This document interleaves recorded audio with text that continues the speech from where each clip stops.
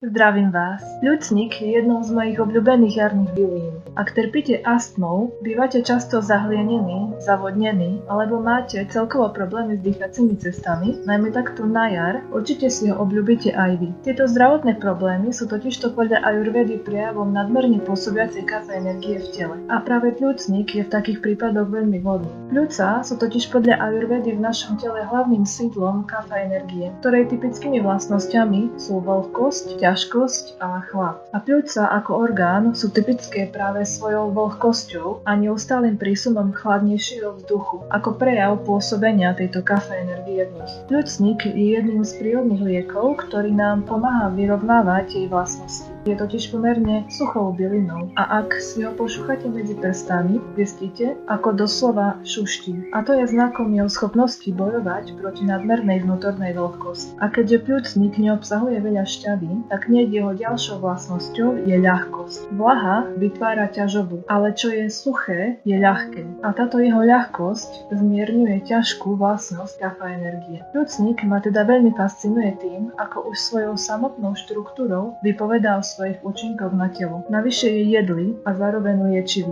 Určite si ho teda pridávajte do šalátov, nasúšte si ho na čaj alebo si z neho pripravte tinktúru a využite jeho liečivé účinky, kým je ešte k dispozícii. Majte krásne dni.